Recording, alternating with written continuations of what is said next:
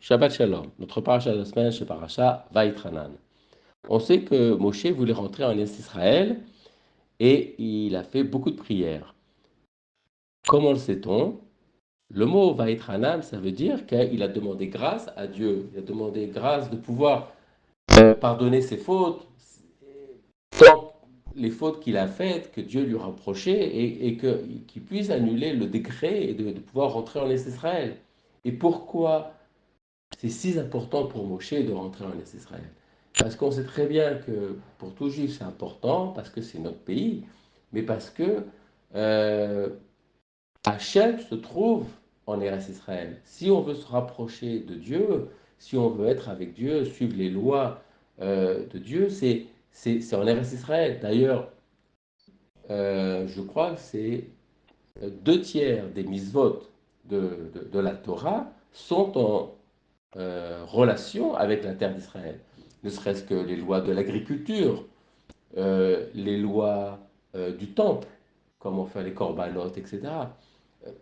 Donc, en n'habitant pas en Eretz Israël, ou être éloigné d'Eretz Israël, ou ne pas faire les mitzvot qui est marqué dans la Torah, on enlève euh, peut-être 2 livres ou 3 livres sur les 5 livres de la Torah. Donc, il faut qu'on se rapproche de Dieu.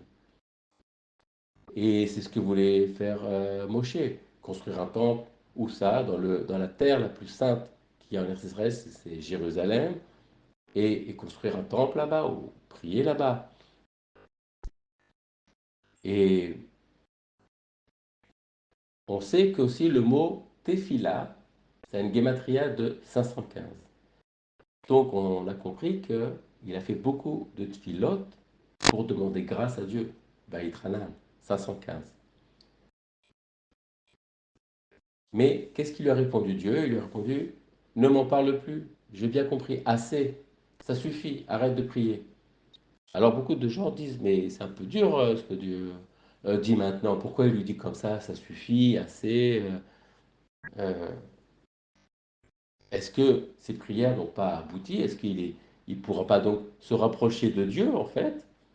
Et il lui dit non, parce que en hébreu, si on traduit bien Rav Lera, quand il lui dit ça suffit, Rav Lera, ça veut dire tu en as assez. C'est-à-dire quoi, tu en as assez? Tu en as assez fait? Non, tu en as assez. Tu as tout ce que tu as besoin, tout ce que tu as fait. Il n'y a pas un homme qui est arrivé plus près que moi. Il parle, Moshe avait la possibilité de parler en face de Dieu. Il n'y avait pas un filtre qui gênait ou quelque chose. Il pouvait donc parler en face de Dieu. C'est pratiquement s'il pouvait se toucher ou communiquer comme un humain à un autre humain. Et il n'avait pas besoin de rentrer en Eretz Israël pour être encore plus près de Dieu. Il était déjà rapproché plus que n'importe quel autre humain. Et ensuite, on nous dit dans cette paracha, on nous rappelle les, les 10 commandements, c'est-à-dire le passé, d'où on vient. Ensuite, on nous dit, vous allez rentrer en Israël, il faudra mettre, à faire le schéma, mettre les tefilines, mettre à la mezouza sur la porte. Et il faudra faire attention parce que il y a des goy là-bas en Canaan. Et il faudra faire attention de pas se laisser tenter par des dieux étrangers, faire de la vodazara. Et,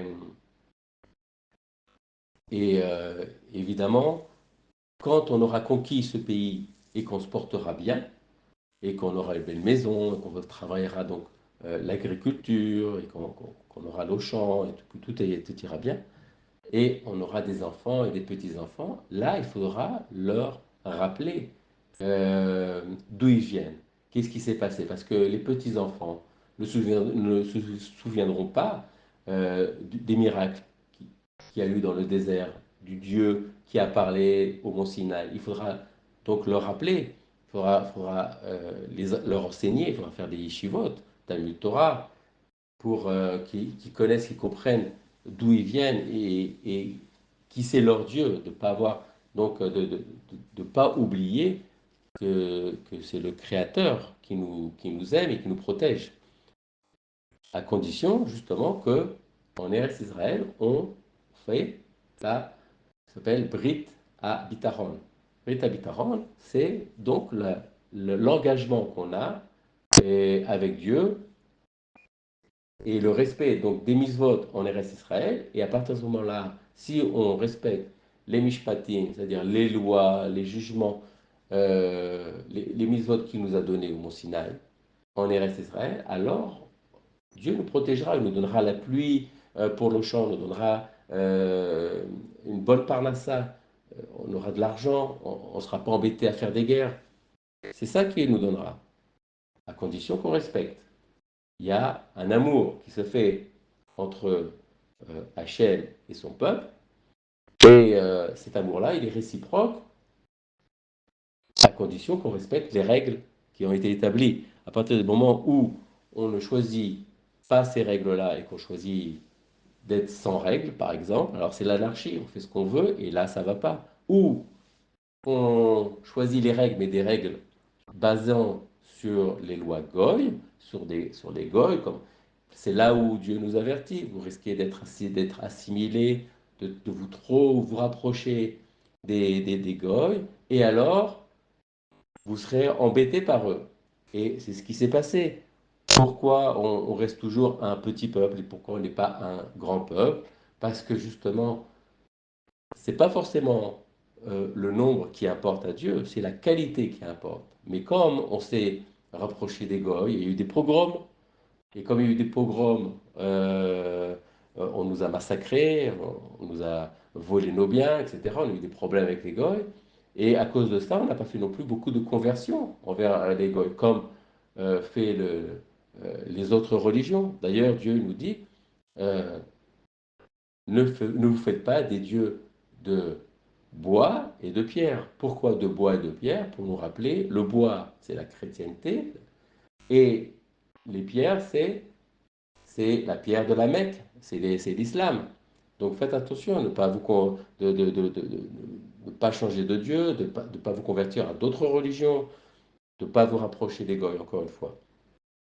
Et ça, faire passer ça aux enfants et aux petits-enfants pour qu'ils comprennent d'où ils viennent, qui est le créateur et comment, quelles sont les règles de conduite qu'on devrait avoir ici en Israël en respectant donc les commandements donnés par Dieu. Et notre but, quel est notre but à nous en tant que peuple ici en Israël? C'est de faire avancer l'humanité. C'est d'apporter des innovations dans l'agriculture, innovation dans la médecine, innovation dans l'industrie, dans l'économie, dans le, dans l'informatique. Et on fait avancer l'humanité, on l'améliore.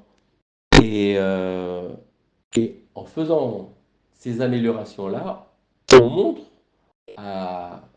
au monde que ce n'est pas le nombre qui compte, c'est la qualité et que Dieu est avec nous. C'est justement là où on voit que les gens nous regardent et sont des fois ahuris, un peu confus de savoir mais comment euh, autant de génie il y a en Eretz Israël ou comment ils arrivent à penser à faire telle et telle euh, invention et un peu partout dans le monde et un peu partout, surtout en Israël, et qui aide dans n'importe quel domaine qui peut aider justement l'humanité à avancer.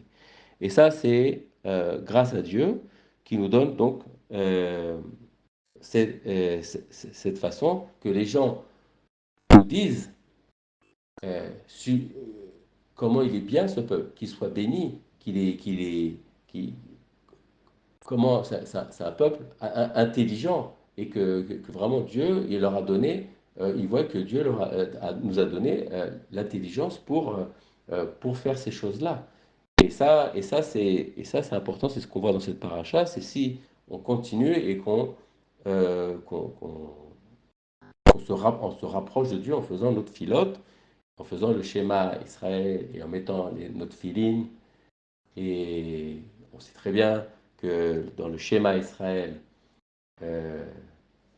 c'est Shin pour Shachrit, Mem pour Mincha, Ve Ain pour Arvit. C'est nos trois filotes comme a fait Moshe, prier tous les jours. Et ça, c'est ce qui nous rapproche de Dieu, c'est ce qui nous permet de nous lier à Dieu et de nous permettre donc de grandir et de grandir l'humanité en même temps.